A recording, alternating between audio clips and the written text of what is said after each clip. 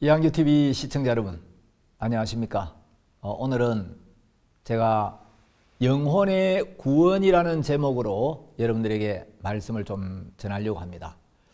여러분, 아주 오래전에 이 교회를 다니신 분들은 성경 표지 색깔이, 이 표지는 이제 검정색, 그 다음에 옆에 이 측면이 빨간색으로 되어 있고 안에 바탕색은 이제 흰색으로 되어 있는 이런 성경을 많이 보셨을 겁니다.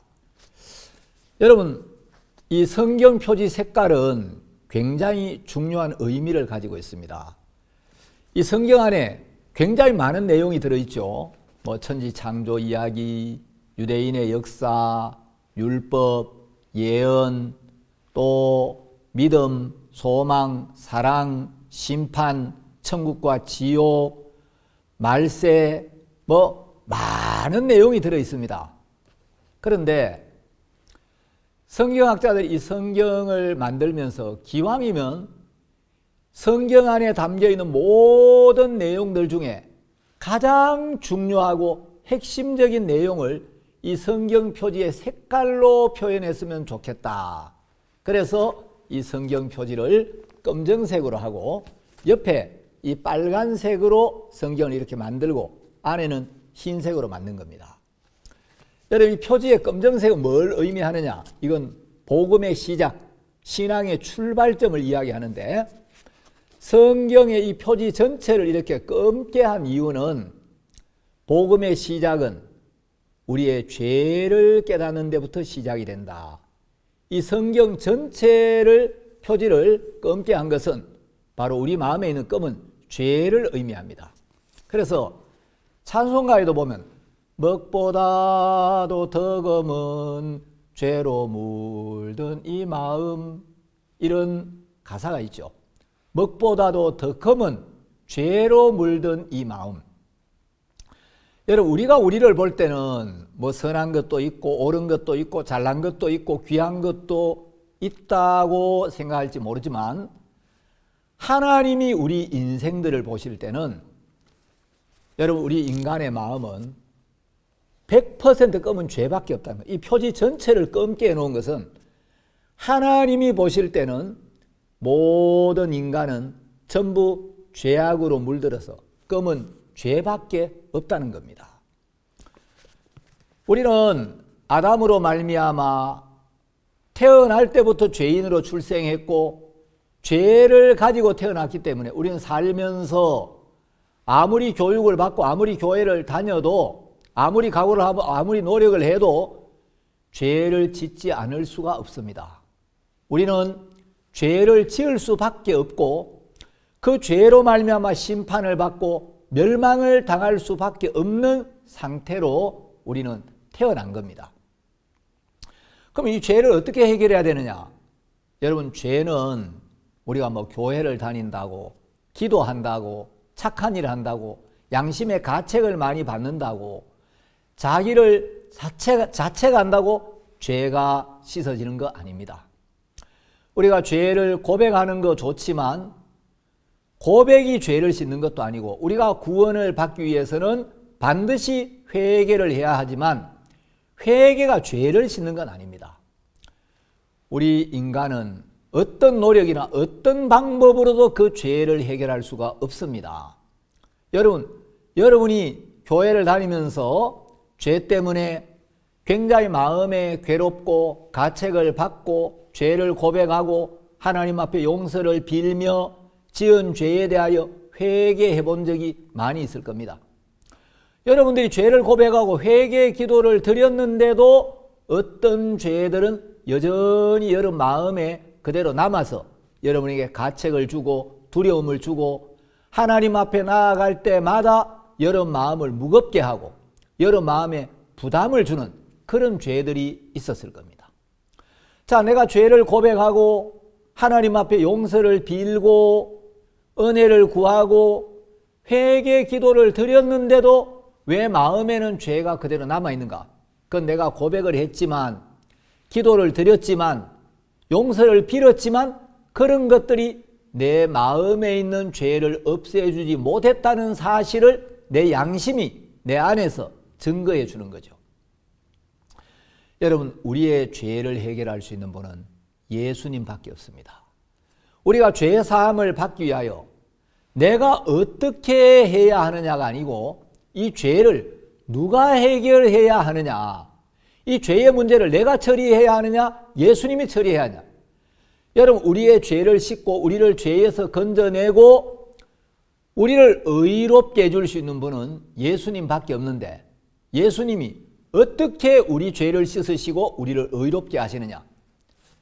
그건 예수님이 우리 죄값으로 십자가에 못 박혀 돌아가시고 피를 흘리셔야 한다는 거죠. 로마서 6장 23절에 보면 죄의 삭은 사망이요. 여러분, 죄의 삭은 사망입니다.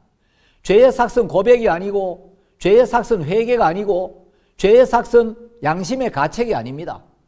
여러분, 우리가 착한 일을 한다고 죄가 가벼워지는 게 아닙니다.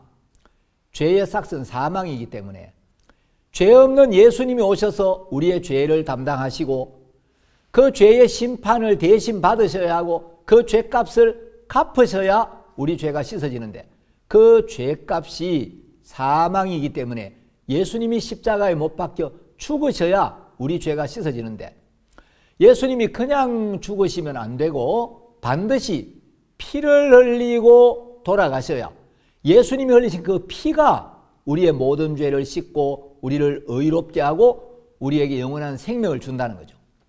그래서 성경 옆에 요 빨간 칠이 되어 있는 것은 바로 우리 죄를 씻기 위하여 예수님이 십자가에 못 박혀서 흘리신 피를 의미합니다. 자, 우리는 원래 검은 죄인이었는데 예수님의 피로 우리의 모든 죄를 사함받고 나면 이제 우리는 안에 있는 이 색깔처럼 하나님 앞에서 희게 깨끗하게 의롭게 되어진다. 자, 이걸 가리켜서 복음이라고 이야기를 합니다. 복음이란 말은 복된 소식, 기쁜 소식, 이런 뜻입니다.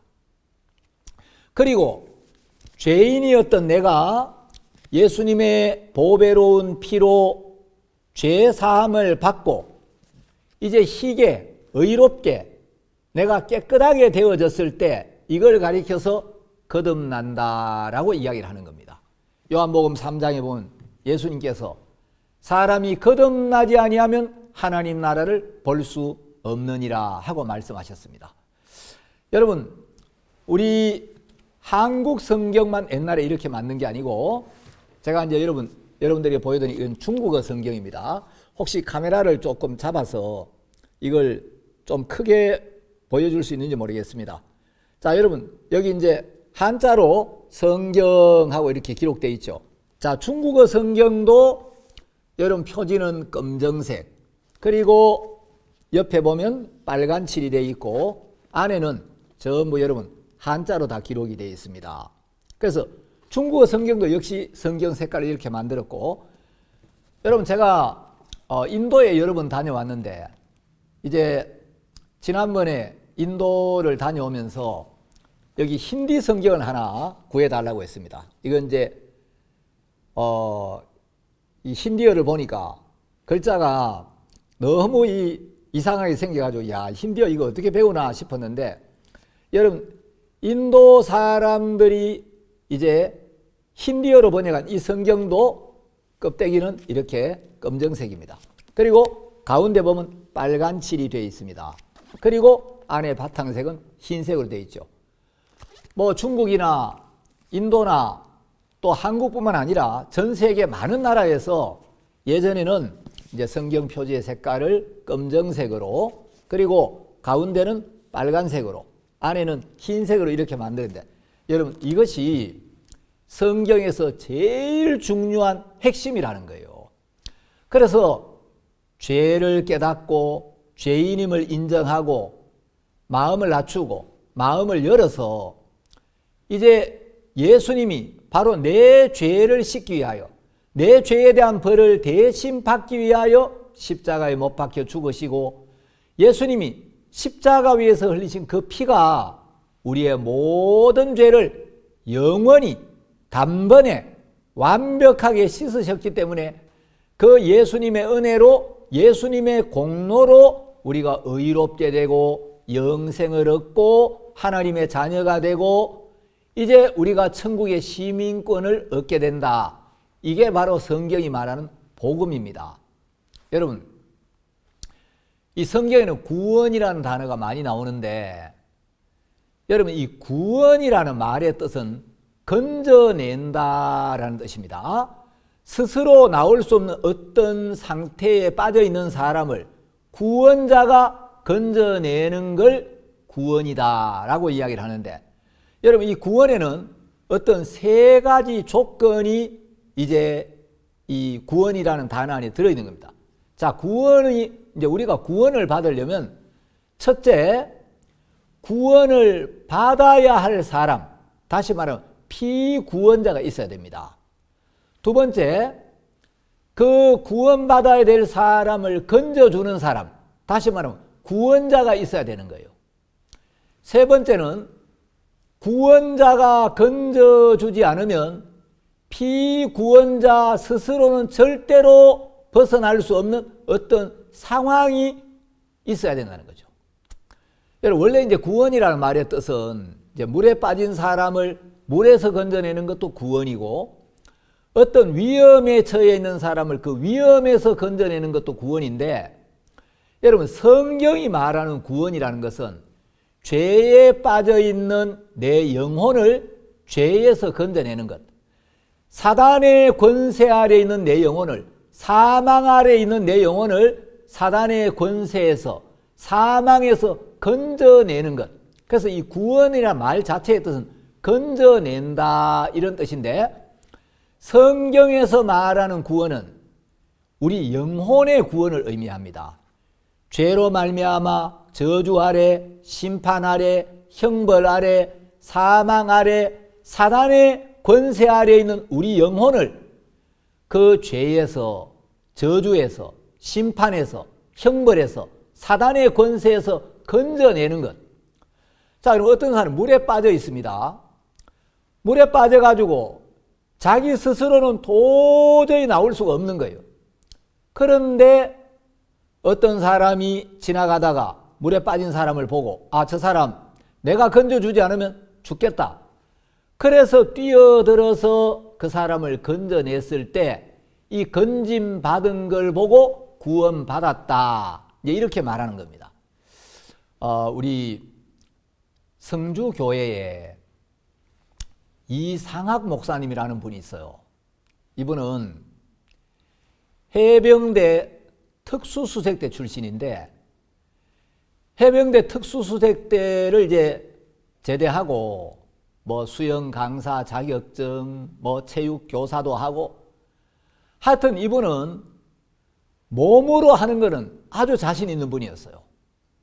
그래서 제가 막 그 해병대 특수수색대 훈련받은 이야기를 들었는데 거기 지옥 훈련이라는 걸 받는데 참말인지 거짓말인지 잘 모르겠지만 그 훈련 받을 때 일주일 동안 꼬박 잠을 한숨도 안 재우고 훈련을 받는데 약간만 눈을 딱 붙이면 그냥 눈이 쫙 달라붙어가지고 눈이 떨어지질 않는다는 거예요.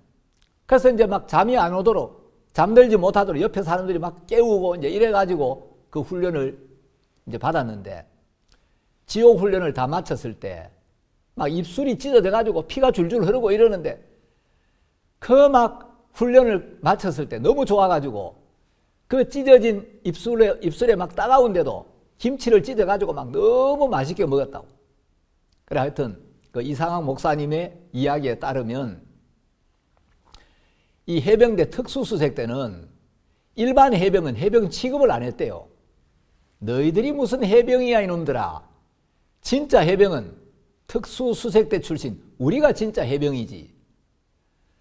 이분이 제가 부천에 있을 때 이제 우리 학교에 수영교사였어요. 그러니까 이분은 싸움도 잘하고 시간만 남으면 이제 더블백 걸어놓고 막 더블백 손으로 탁탁탁 때리고 막 발차기 하고 하여튼 이제 싸움에는 아주 탁월한 분인데 이 호주에 이제 우리 캠프가 있어가지고 교사로 참석을 하게 됐어요. 근데 호주에 가보니까 바다가 너무너무 넓고 파도가 멋있는데 이 목사님이 내가 해병대 특수수색대 출신에다가 인명구조요원에다가 내가 얼마나 수영을 잘하는지 내가 정말 오늘 특수수색대 출신을 한번 보여주리라. 그래가 이제 헤엄을 쳐가지고 바다로 슉 들어가는데 너무 파도가 이제 수영하기 좋은 거예요. 그래 막 이 수영을 해가지고 쭉쭉 바다 안으로 들어가는데 한참 들어가다가 이제 더 이상 들어가면 나중에 돌아서 나오기 어렵겠다. 이쯤에서 돌아서야 되겠다. 그래가지고 이제 턴을 해가지고 나오려고 하는데 아무리 팔을 저어도 이 바깥으로 나가지지가 않고 계속 그 자리인 거예요. 나가려고 막 팔을 젓는데 조금도 나가지지가 않고 계속 그 자리에 있는 거예요. 이제 굉장히 지쳤어요. 야, 이거 왜 이렇게 안 나가지지? 근데 그때 윈드서핑을 하는 사람이 한 사람 딱 보고 저 사람 빠졌구나. 저 사람 이 호주 바다를 모르는구나. 호주의 파도는 이안류라고 해가지고 여러분 파도가 보통은 이제 바다에서 이제 이 모래사장 쪽으로 밀려오고 그래서 이제 파도가 밀려와 사라지고 또 다음 파도가 밀려오고 또 파도가 밀려왔다 사라지고 또 다음 파도가 밀려오고 이러는데 이 이안류는 파도가 밀려와서 감아 들어가는 거예요. 그러니까 이제 파도가 밀려와서 사라지는 게 아니고 파도가 밀려오면서 물결이 사람을 감아 들어가는데 이 이안류에 휩쓸리면 굉장히 많은 사고가 납니다. 여러분 우리나라에도 이안류가 있어요. 그 이안류에 휩쓸려 가지고 이제 죽는 일들이 가끔 있는데 이 호주는 굉장히 위험해요. 그 아무 바다를 모르고 함부로 들어가면 큰일 나는데 이 목사님이 아무리 헤엄을 쳐도 나가지지가 않는 거예요. 그때 이제 윈드서핑 하는 사람이 저 사람 빠졌구나.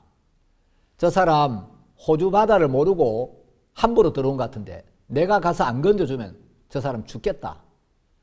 그래서 이 사람이 막 달려와가지고 손을 딱 내밀었는데 그때 이 목사님이 내가 해병대 특수수색대 출신이고 인명구조요원인데 내가 바다에 빠져가지고 허우적거리다가 내가 구조를 받았다. 이거는 해병대 출신의 자존심을 완전히 구기는 거예요. 그래 그 사람이 손을 딱 내미는데 노 하고 딱 거절한 거예요. 근데 그 사람이 당신 절대로 스스로 못 나온다고. 내 손 안 잡으면 죽는다고. 그때 이 목사님이 짧은 순간인데 나는 이 바다를 잘 몰랐지만 무슨 이유가 있었구나. 그러니까 내가 아무리 돌아서서 이제 육지로 나가려고 애를 써도 이게 나가지지가 않았구나. 자, 그 순간에 내가 생명을 버려도 해병대 특수수색대 인명구조요원의 자존심을 못 버려. 여러분, 참새는 죽어도 짹하고 죽고 양반은 죽어도 짓불은 안 쬐고 여러분 자존심, 그 자존심 하나 세우려고 생명을 잃을 거냐? 아니면 이 생명 앞에 자존심이고 뭐고 다 버릴 거냐? 여러분 생명을 버리고 자존심을 택해야 되겠습니까? 자존심 버리고 살아야 되겠습니까? 그까지 자존심 뭐라고? 누가 알아줄 거라고? 여러분 그 윈드서핑하는 사람 앞에 나 이래도 대한민국 최강의 해병대 특수수색대 출신이요. 나는 죽어도 그냥 죽지. 내가 바다에 빠져가지고 구조를 받았다. 난 그 소리 듣고 싶지 않습니다. 난 그냥 죽겠습니다. 그럼 죽는 거죠. 근데 여러분 자존심이 중요합니까? 생명이 중요합니까? 그 사람 앞에 자존심 세워가지고 그건 뭐 하겠습니까? 여러분 자존심이란 건 아무짝에도 쓸모없는 거예요. 자존심보다 생명이 중요하죠. 그 자존심 지키려고 하다가 생명을 버려야 되는 게 아니고, 여러분 자존심 딱 꺾고 살아야 되잖아요. 그래서 이 목사님이 내가 이 사람 손을 안 잡으면 죽겠구나. 그래서 구원자, 그 윈드서핑 하는 사람의 손을 딱 잡았는데 이 사람이 손을 잡고 샥 끌어내 준 거예요. 하여튼 그 목사님이 호주에 다녀와서 저한테 이야기를 했어요. 목사님, 제가 이번에 호주에 갔다가 바다에 정말 내가 빠져 죽을 뻔했습니다. 진짜 내가 그 짧은 순간에 내가 그 사람의 손을 안 잡았더라면 내가 죽었을 거라고. 여러분, 구원이란 건 자기 스스로는 절대로 벗어날 수 없는 어떤 상황에 빠져 있는데 내 노력이나 내 방법으로 절대로 나올 수 없는데, 나의 어떤 노력이나 나의 열심으로 스스로 나온 게 아니고 나는 절대 나올 수 없는데 누군가가 나에게 다가와서 나를 건져주지 않으면 죽을 수밖에 없는데 구원자가 다가와서 그 구원자의 능력으로, 구원자의 은혜로 나를 건져냈을 때 그걸 보고 구원받았다라고 하는 겁니다. 자, 이 목사님이 바다에 빠졌는데 스스로 막 수영을 해가지고 스스로 애를 써가지고 그 이한류에서 벗어났다면 그건 구원받은 게 아니에요. 자기가 애써서 나온 거니까. 여러분, 성경이 말하는 구원은 은혜로 되어지는 거지 자력 구원이 아닙니다. 자기 힘으로, 자기 스스로의 노력으로 그 사망에서 벗어났다면 그건 자력 구원이에요. 성경에서 말하는 구원은 자력 구원이 아니고 100% 구원자의 공로로, 구원자의 은혜로 건짐을 받는 걸 구원이라고 이야기합니다. 여러분, 우리는 죄에 빠져서 사망을 당할 수밖에 없었는데 우리 인간의 어떤 노력이나 어떤 방법으로도 이 죄에서 벗어날 수가 없는데, 그래서 우리에게는 예수 그리스도가 필요한 거예요. 여러분, 안경은 어떤 사람에게 필요합니까? 눈이 나쁜 사람에게 안경이 필요하죠. 눈이 좋은 사람은 안경을 의지할 필요가 없어요. 눈이 안 좋은 사람이 안경을 의지합니다. 자, 목발은 어떤 사람에게 필요합니까? 목발은 다리에 장애가 있거나 다리가 불편한 사람이 목발을 의지하죠. 인간은 왜 하나님이 필요합니까? 왜 하나님 은혜가 필요합니까? 인간은 불완전하기 때문에, 인간은 연약하기 때문에, 인간은 부족하기 때문에, 인간 스스로 죄를 해결할 수가 없기 때문에 완전하신 하나님이 필요한 거예요. 여러분, 인간이 완전하다면 하나님 의지할 필요가 없어요. 인간은 어떤 사람이든지 배웠든 못 배웠든, 여러분 능력이 있든 없든, 인간끼리 비교해 좀 잘나고 좀 뛰어난 것 같아도 인간은 전부 연약하고 부족합니다. 우리가 불완전하기 때문에 완전하신 하나님의 은혜가 필요하고, 그래서 우리 인간은 하나님을 의지해야 되는 거예요.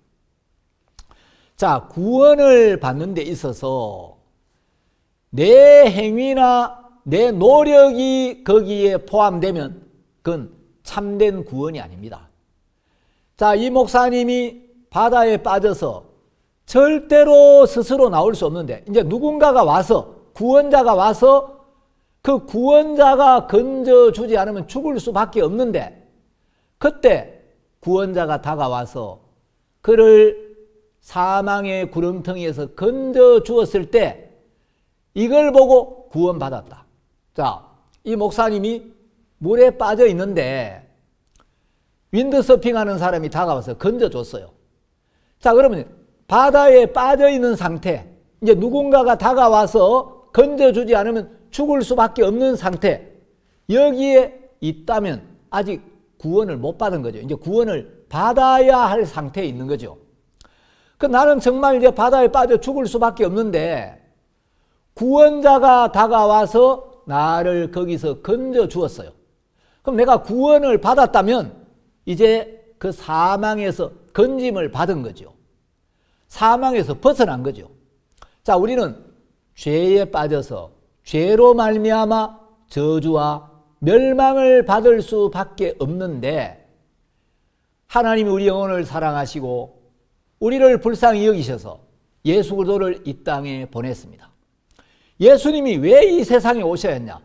예수님이 오셔서 우리를 죄에서 건져주지 아니하시면, 예수님이 오셔서 우리의 죄를 담당하시고 십자가에 못 박혀 우리의 죄를 씻어주지 아니하면 우리는 전부 멸망을 당할 수밖에 없기 때문에 예수님이 오신 거예요.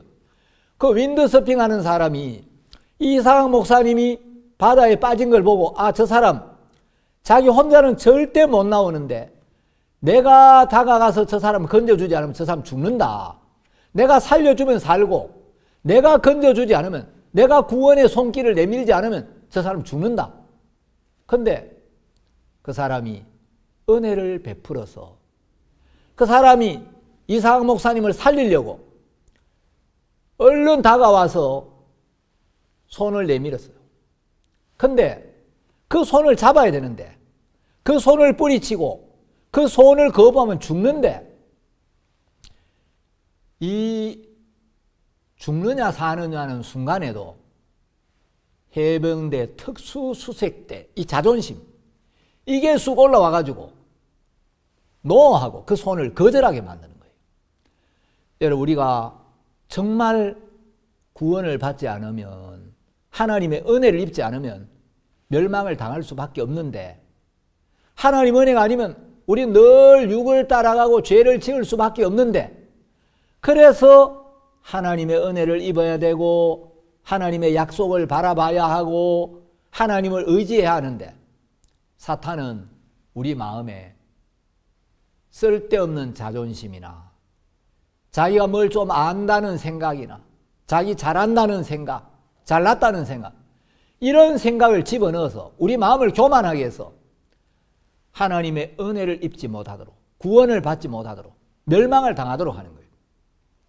자, 여러분, 우리가 구원을 받아야 하는 이유는 모든 사람이 죄로 말미암아 사망 아래 놓여 있고 인간은 스스로 그 죄를 해결할 수 없고 사망에서 벗어날 수가 없기 때문입니다. 디모데전서 2장 4절에 보면 하나님은 모든 사람이 구원을 받으며 진리를 아는 데 이르기를 원하시느니라. 하나님은 왜 모든 사람이 구원받기를 원하십니까? 모든 사람이 죄에 빠져 있기 때문에, 모든 사람이 멸망을 향해 가고 있기 때문에, 모든 사람이 지옥을 향해 가고 있기 때문에, 그래서 모든 사람이 구원받기를 원하시는 거예요. 그래서 하나님은 모든 사람을 죄에서 구원하시기 위하여 모든 사람을 사랑하셔서 모든 사람을 죄와 사망에서 구원하기를 원하셔서 구원의 계획을 세우시고 구원자 예수 그리스도를 준비하시고 그 예수님을 이 땅에 보내서 예수 그리스도에게 우리의 모든 죄를 담당시키셨습니다. 그리고 예수님을 십자가에 못 박게 하심으로 우리의 모든 죄를 씻으시고 우리의 구원을 이루시고 이제 우리의 죄를 사하셨을 뿐만 아니라 죄를 사함 받을 때 성령을 우리 마음에 보내셔서 이제 성령이 우리를 가르치시고 우리를 인도하시고 우리를 지키시고 우리를 도우시고 우리를 복된 길로 인도하도록 하셨다는 거예요. 그리고 이 성령은 예수 그리스도께서 다 이루어 놓으신 구원을 증거해서 우리 마음에 믿음을 넣어주는 일을 하시는 거예요. 하나님은 이제 예수님을 보내서 우리 인류를 구원할 계획을 세우셨습니다. 그런데 예수님이 오시기 전에 이 구약시대의 선지자들을 통해서 그리스도를 보내겠다고 미리 예고를 하셨습니다. 그래서 모든 구약 성경은 앞으로 오실 예수님에 대한 예고편이에요. 그래서 하나님이 예수님이 이 땅에 오시기 1500년 전부터 약 400년 전까지 이 39권의 구약 성경을 통해서 장차 내가 구원자 예수님을 보내겠다. 그 예수님을 보내거든. 너희들이 예수님 앞에 마음을 열고 예수님을 받아들여라. 그 예수님을 통해 마음에 있는 죄를 깨끗하게 씻어라. 그러면 너희들이 영생을 얻고 구원을 받고 하늘나라에 오게 된다. 이렇게 예고를 하셨습니다. 그리고 구약 성경에서 미리 말씀하신 대로 예수님이 오셨습니다. 자, 예수님이 오셨을 때 하나님은 그 예수님에게 아주 중요한 임무를 하나 주셨어요. 이사야 53장 6절에 보면 우리는 다 양 같아서 그릇 행하여 각기 제 길로 갔거늘 여호와께서는 우리 무리의 죄악을 그에게 담당시키셨도다. 여러분, 이사야 53장 6절은 두 부분으로 되어 있는데, 자, 이사야 53장 6절의 앞부분은 하나님 앞에서 우리 인생들이 어떤 모습인지, 하나님 앞에서 우리가 한 일, 우리 상태, 요걸 이야기해 놨습니다. 우리는 다, 다시 말하면 온 인류는 전부 그릇 행하여, 양 같아서 그릇 행하여, 그릇 행했다는 건 잘못했다는 거죠.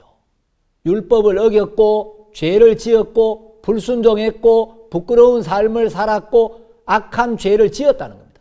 자, 우리는 다 그릇 행하여 각기 제 길로 갔거늘. 자, 근데 이사야 53장 6절 뒷부분은 그런 우리를 사랑하셔서 그런 우리를 위하여 하나님이 하신 일을 기록해 놓았습니다. 여호와께서는 우리 무리의 죄악을 그에게 담당시키셨도다. 자, 개역 개정판 성경에는 우리 모두의 죄악을 이렇게 번역을 했습니다. 자, 우리는 다 불순종했고 죄를 짓고 율법을 어겼고 계명을 어겼고 저주를 받고 멸망을 당해야 하는데 하나님은 그런 우리를 사랑하셔서 우리 모두의 죄악을 그에게 담당시키셨도다. 우리 온 인류의 죄를 예수님의 몸에 담당을 시키신 거예요. 그래서 이제 예수님은 죄 없는 몸으로 이 땅에 오셨는데 예수님은 성령으로 잉태가 되셨죠. 마리아의 배를 빌려서 성령으로 잉태가 되셨기 때문에 성경은 예수 그리스도는 거룩한 씨에서 나셨다. 여러분, 예수님은 요셉의 아들이 아니에요. 예수님은 아담의 혈통에서 오신 분이 아니에요. 예수님은 동정녀 마리아의 배를 빌려서 성령으로 잉태가 되셨습니다. 그래서 예수님은 거룩한 씨에서 나셨다. 자, 그럼 예수님은 죄가 없으신데 이 세상에 오셔서 온 인류의 모든 죄를 담당하신 거예요. 하나님께서 인류의 대표자인 세례 요한을 통하여 예수 그리스도에게 온 인류의 모든 죄를 담당을 시킨 겁니다. 자, 이사야 53장 6절에는 여호와께서는 우리 무리의 죄악을 그에게 담당시키셨도다. 자, 하나님께서 예수님에게 우리 모두의 죄를 담당시키셨도다. 앞으로 담당시켜 줄 게가 아니고 이미 2000년 전에 예수님에게 우리 죄를 담당시켜 버리셨다는 거예요. 예수님을 통하여 우리의 모든 죄가 이제 세례 요한을 통하여 온 인류의 모든 죄가 예수님께 넘어갔고 예수님께 우리 죄가 담당이 되었습니다. 자, 예수님은 죄가 없으셨는데 우리의 죄를 담당했기 때문에 예수님이 그 죄의 형벌, 그 죄의 심판을 대신 받으셔야 하는 거예요. 자, 그래서 요한복음 1장 29절에 보면 사도 요한은 이제 우리의 죄를 짊어진 예수님을 증거하면서 예수님을 이렇게 소개합니다.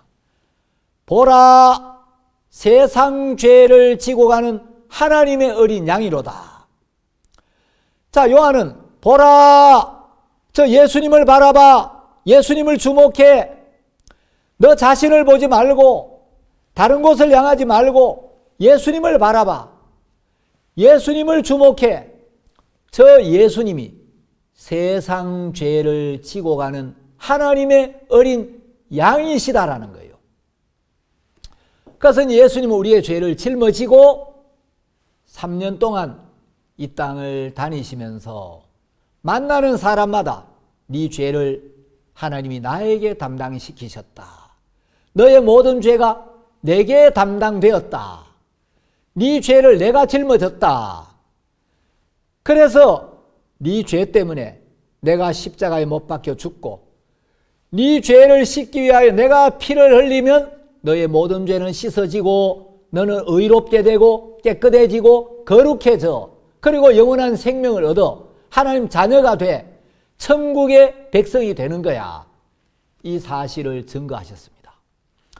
요한복음 8장에 보면 간음하다가 현장에서 잡힌 여자가 나오는데, 여러분 모든 사람들이, 서기관과 바리새인들은 이 여자가 율법을 어겼고 간음했기 때문에 이 여자 돌로 쳐 죽여야 된다고. 예수님은 너희 중에 죄 없는 자가 먼저 이 여자를 돌로 쳐라. 여러분, 서기관과 바리새인들은 간음은 안 했을지 몰라도 죄 없는 사람 아무도 없는 거예요. 예수님 볼 때는 간음한 사람이나 안 한 사람이나 음욕을 품은 사람이나 간음한 사람이나 똑같은 거예요. 여러분, 살인자나 미워하는 사람이나 예수님은 똑같이 보십니다. 그런데 예수님은 그 여자를 향해서, 이제 서기관과 바리새인들이 다 떠나가고 난 뒤에, 여자여, 너를 정죄한 자가 없느냐? 너를 고소한 그들이 어디 있느냐? 주여, 없나이다. 예수님이 뭐라고 하셨냐면, 나도 너를 정죄하지 아니하노니 가서 다시는 죄를 범치 말라. 여러분, 이 여자가 간음을 했어요. 남편이 있는데 딴 남자하고 눈이 맞아가지고 간음하다가 현장에 잡혔어요. 죄를 짓고 계명을 어기고 율법을 범했는데 예수님은 나도 너를 정죄하지 아니하노니. 왜? 죄를 지었는데 왜 죄를 인정하지 않습니까?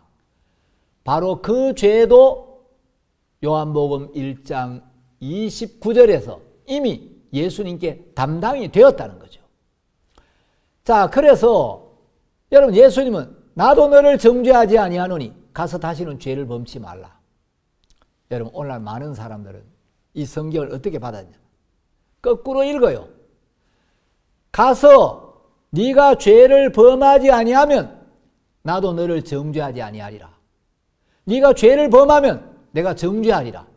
자, 네가 죄를 범하지 아니하면 정죄하지 아니하리라. 이게 아니고 내가 너를 정죄하지 않으니까 가서 다시는 죄를 범치 말라. 죄를 범치 말라는 건 네 판단을 믿지 말라는 거예요. 네 생각을 믿지 말라는 거예요. 너 자신을 믿지 마라. 네 생각을 부인하고 내 말씀을 믿어라. 여러분, 나도 너를 정죄하지 아니하노니 가서 다시는 죄를 범치 말라. 내가 너를 정죄하지 않을 테니까 네 판단 믿지 마라. 네 자신 믿지 마라. 이 말하고 네가 죄를 짓지 아니하면 내가 너를 정죄하지 아니하겠다. 이건 전혀 다른 거예요. 죄를 안 지으면 죄를 인정 안 해줄게. 이게 아니고 죄를 인정 안 할 테니, 네 죄를 지었어. 근데 죄를 인정 안 할 테니까 가서 다시는 죄를 범치 말라. 여러분, 죄라는 건, 하나님 앞에 죄를 짓는다는 건 자기 판단, 자기를 믿는 걸 이야기해요. 오늘날 사람들이 이 복음을 잘 모르면, 아니 우리가 죄를 짓는데 어떻게 정죄가 없습니까? 죄를 짓는데 어떻게 죄를 인정 안 할 수, 이걸 이해를 못해요. 여러분, 요한복음 8장, 간음하다가 현장에서 잡힌 여자를 향해 예수님은 죄를 지었는데 나도 너를 정죄하지 아니하노니. 죄를 지었는데 예수님이 정죄를 안 해요. 우린 예수님의 제자예요. 우린 예수님의 말씀을 믿고 따라요. 죄를 지었는데도 예수님이 정죄하지 않는다고 하셨습니다. 여러분, 우리도 마찬가지입니다. 왜 성경에 그 여자 이야기를 기록했냐? 우리가 죄를 지었지만 예수님이 우리의 모든 죄를 담당하셨기 때문에, 하나님께서 우리의 모든 죄를 예수님께 담당시키셨기 때문에 하나님은 이제 우리를 정죄하지 아니하시고 예수님이 그 죄를 위하여 십자가에 못 박혀 죽으셔야 한다. 예수가 십자가에 못 박혀 피를 흘리면 너희들의 죄가 씻어져. 자, 그래서 예수님께 우리의 모든 죄가 담당이 되었고, 예수님이 그 죄를 짊어지고 계시는데, 예수님은 그 죄값을 갚아야 했습니다. 그 죄의 삭을 지불해야 합니다.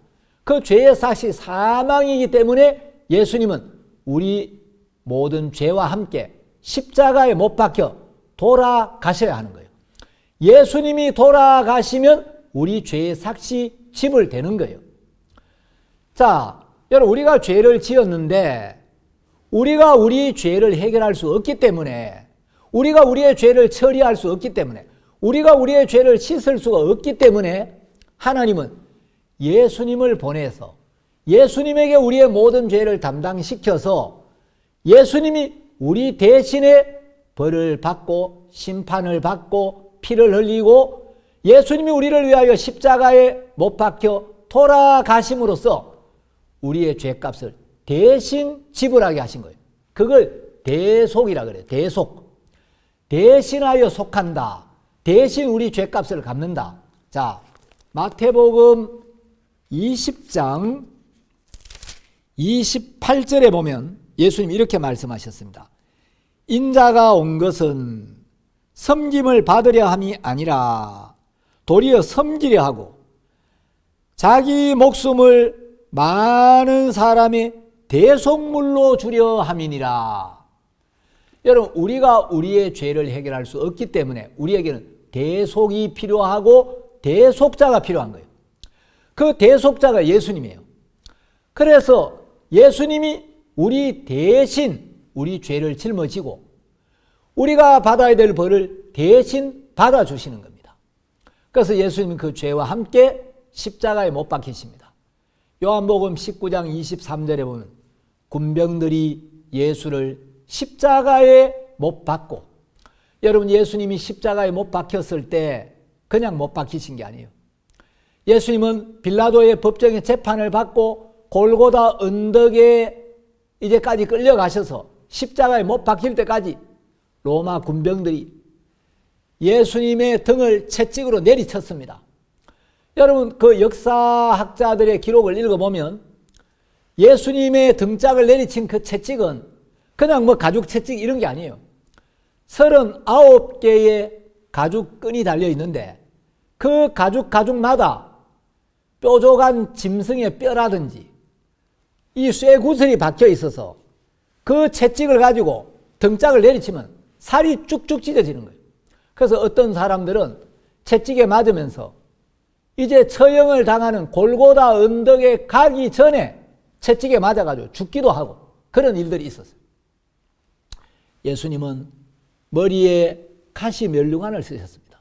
제가 이제 이스라엘에 가서 예수님의 머리에 씌웠던 그 가시 면류관을 만드는데 이제 그 사용되었던 가시나무를 봤어요.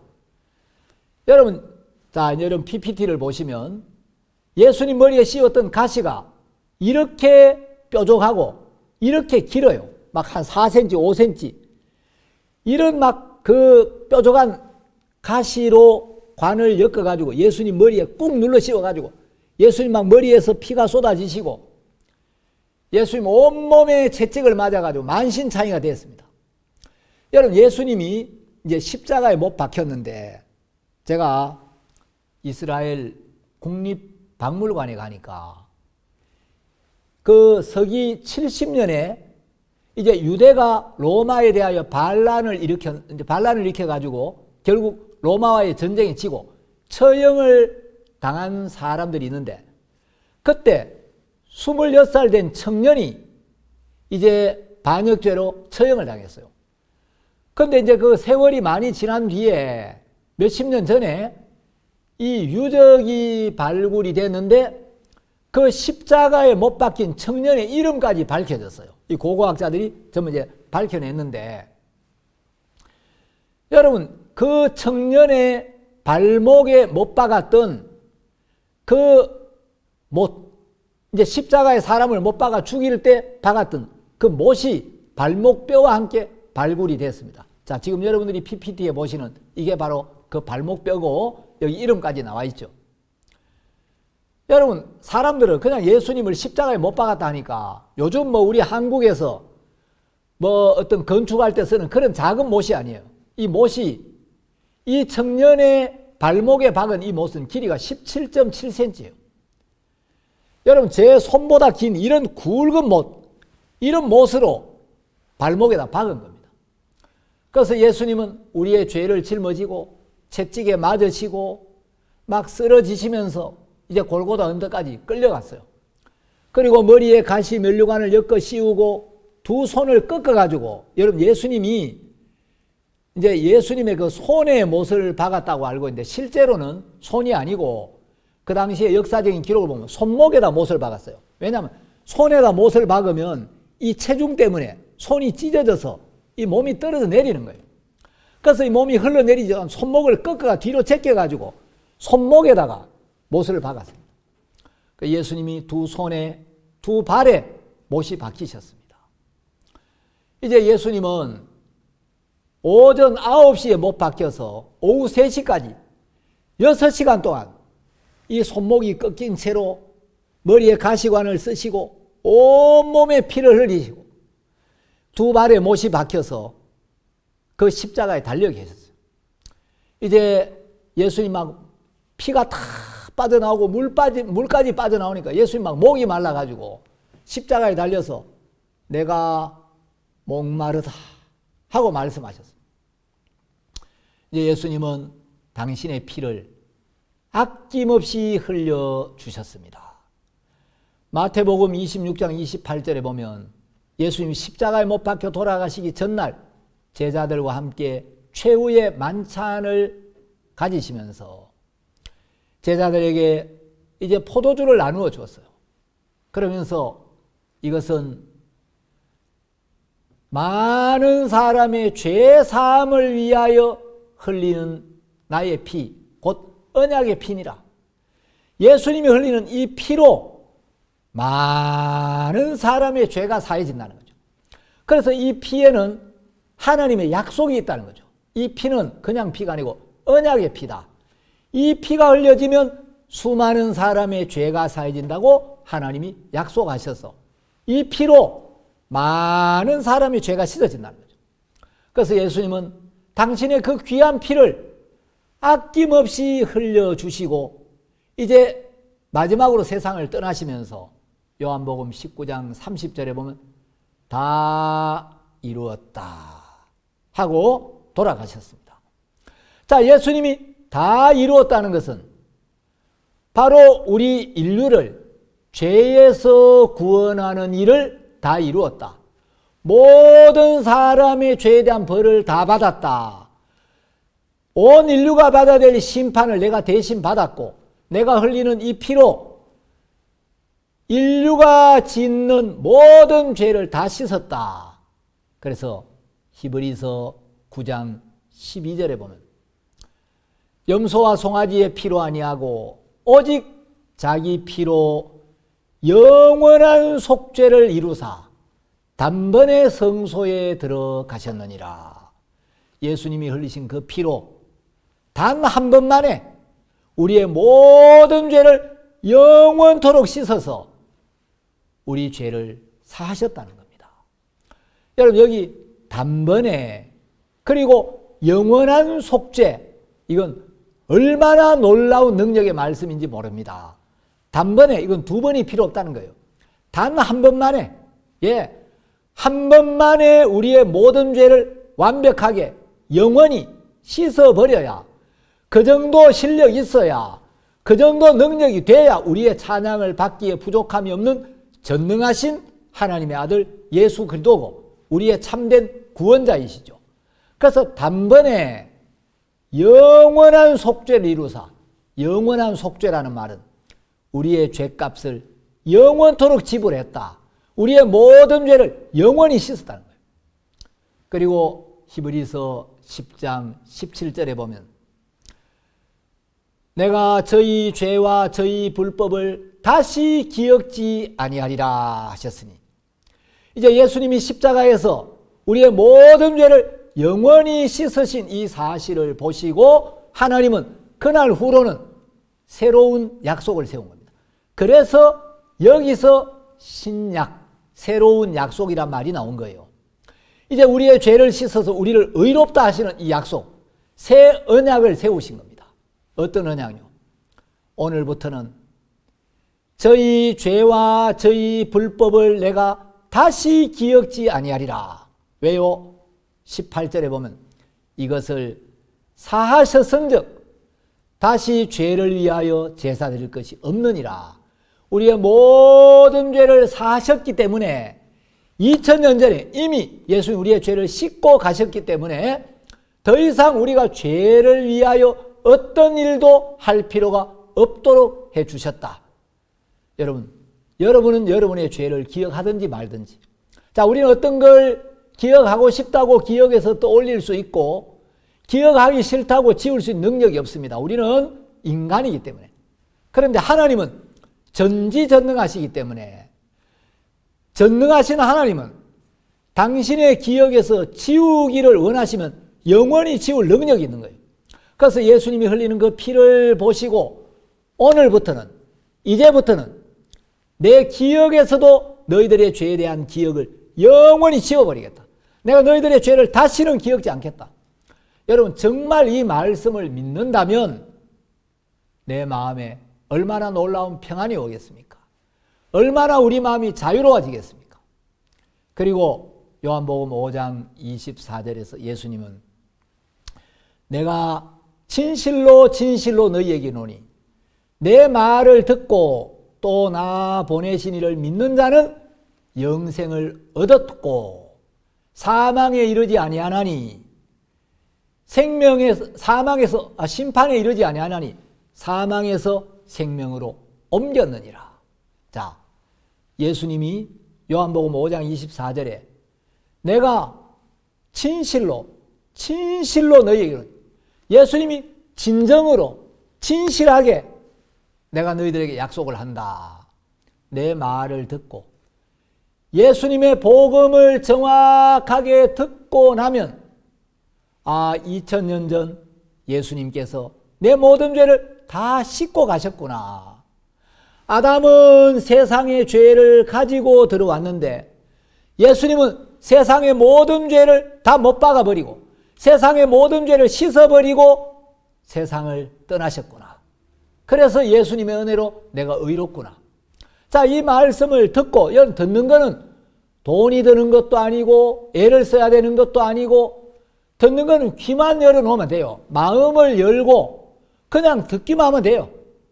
그래서 우리의 죄를 영원히 씻으셨다는 이 말씀을 듣고 여러분 예수님의 말씀을 정확하게 듣고 나면 우리 죄가 없는 거예요. 우리가 의로운 거예요. 그래서 듣고 또 나 보내신 이를 믿는 자는 하나님이 예수님을 왜 보냈습니까? 우리를 죄에서 구원하기 위하여. 그래서 여러분 성경에서 말하는 구원은 우리 영혼을 죄와 사망에서 건져내는 거다라고 제가 말씀을 드렸죠. 그래서 마태복음 1장 21절에 보면 예수라는 이름의 뜻이 나와요. 여러분 이 예수라는 이름에는 뜻이 있는데 마태복음 1장 21절에서 예수라는 이름 안에는 어떤 의미가 들어있느냐? 예수님이 태어나기 전에 하나님이 마리아와 요셉에게 계시를 하셨어요.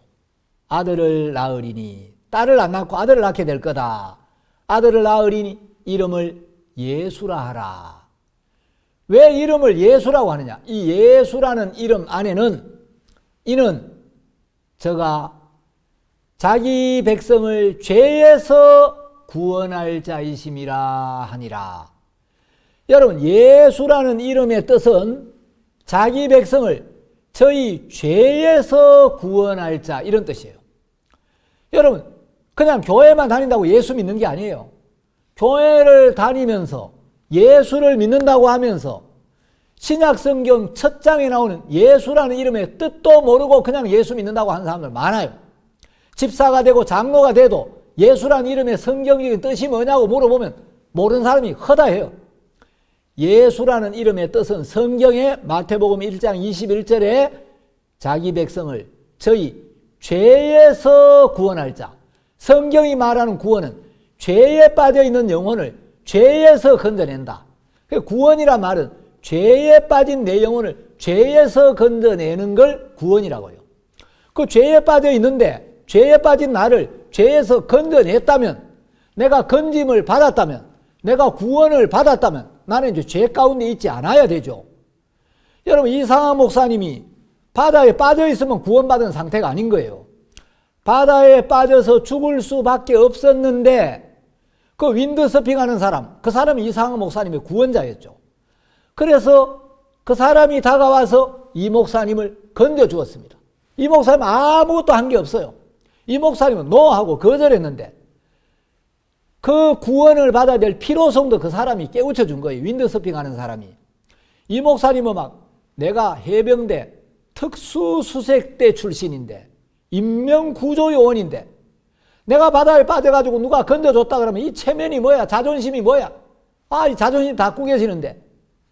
그런데 당신 혼자는 절대 못 나옵니다. 내 손을 잡지 않으면 당신 죽습니다. 여러분, 우리 생각을 버리게 하는 일도 그 구원자가 한 거예요. 내가 손을 잡아야 될 필요성도 그 사람이 깨우쳐서 자존심을 내려놓게 한 거죠. 그리고 건짐을 받았습니다. 자, 구원을 받았으면 나는 이제 물속에 빠져 있는 게 아니고 물속에 있다가 사망 아래에 있다가 거기서 벗어난 상태, 그게 구원받은 거예요. 그럼 여러분, 물에 빠져 있다가 물에서 구원을 받았다면 이제는 물 안에 더 이상 있으면 안 되죠. 물 속에 있으면 안 되죠. 물 밖으로 나와야 되는 거예요. 그런데 마찬가지로 이제 우리가 죄에서 구원을 받았다면 나는 더 이상 죄 가운데 있지 않고 죄에서 벗어나 있어야 되고 죄인이 아니라 의인이 돼 있어야 되는 거죠. 그게 구원을 받은 겁니다. 예수님은 내 말을 듣고 또 나 보내신 이를 믿는 자는, 자, 여러분, 구원은 예수님이 하신 말씀, 우리 죄를 다 씻어 주셨다는 말씀을 듣고 믿는 거예요. 예수님이 하신 말씀을 듣고 믿는 게 참된 믿음입니다. 그래서 예수님이 하신 말씀을 정확하게 들으면 내가 원래 죄인이었지만 예수님 내 죄를 사하셨기 때문에 내가 의롭게 됐구나. 내가 이제 죄인이 아니구나. 내가 의인이구나. 자, 이걸 듣고 믿는 자는 세 가지 약속을 하셨습니다. 첫째, 영생을 얻었고, 자, 이 복음을 듣고 믿으면 믿는 그 순간 영생이 주어졌다. 앞으로 영생을 줄 게가 아니에요. 네가 이걸 믿으면 나중에 내가 영생을 줄 게가 아니고, 듣고 믿는 자는 영생을 얻었고, 듣고 믿는 그 순간에 이미 영생이 너에게 주어졌다. 넌 영생을 얻었어. 넌 영생을 이미 받은 자야. 자, 요한복음 6장 47절에 이런 말씀이 있습니다. 진실로 진실로 너희에게 이르노니 믿는 자는 영생을 가졌나니. 여러분, 예수님이 내 모든 죄를 씻어 놓으신 이 약속을 믿는 자는 영생을 가졌다. 이미 영생이 왔다는 거예요. 자, 그리고 요한복음 5장 25절에서 24절에서 믿는 자는 영생을 얻었고, 두 번째, 심판에 이르지 아니하나니. 당연하죠. 내가 받아야 될 모든 심판을 예수님이 받고 가셨는데 내가 왜 또 심판을 받겠습니까? 내가 받아야 될 심판을 예수님이 대신 받으셨기 때문에 나는 심판받을 죄가 없는 겁니다. 자, 심판하고 그 단어에 보면은 위에 작은 글자가 하나 있어요. 숫자가. 그리고 성경 맨 밑에 난하 줄을 보시면 심판은 혹은 정죄로도 번역할 수 있다. 정죄와 같은 단어다. 예수님을 믿는 자는 심판에 이르지 않는다. 그 말은 바꿔 말하면 정죄에 이르지 않는다. 여러분, 우리가 죄를 안 짓는 사람이 되어야 되는 게 아니고 예수님이 우리의 죄를 사해 주신 복음을 믿는 믿음을 가진 사람이 되어야 되는 거예요. 여러분, 구원받는 사람은 죄 안 짓는 사람이 아니에요. 우리가 죄를 지었고 또 앞으로도 죄를 지을 때가 있을 수 있지만 그 모든 죄를 예수님이 사해 주신 이 약속을 믿는 믿음을 가진 사람이다. 그러니까 내가 의인이라는 말은 죄를 안 짓는 사람이다라는 말이 아니고 예수님이 십자가에 흘린 피로 나를 의롭게 하신 이 사실, 그리고 나를 의롭다고 하신 약속을 믿는 믿음 있는 사람이다. 난 예수님이 내 죄를 사하신 그 사실을 믿는 믿음을 가진 사람이다. 그 말이에요. 진실로 진실로 너희에게 이르노니 내 말을 듣고 또 나 보내신 이를 믿는 자는 영생을 얻었고 심판에 이르지 아니하나니 정죄에 이르지 아니하나니. 그래서 간음 중에 잡힌 여자가 간음하다가 현장에 잡혔는데 예수님은 나도 너를 정죄하지 아니하노니. 얼마나 감사한 말씀입니까? 얼마나 놀라운 은혜입니까? 그리고 세 번째 약속은 사망에서 생명으로 옮겼느니라. 이 말씀을 듣고 믿는 순간 사망의 세계 아래 있던 내가 이제 생명의 세계로 옮겨졌다. 옮겼느니라. 이미 너는 사망에서 벗어났고 생명 안에 들어왔어. 너는 살았어. 이게 예수님의 약속입니다.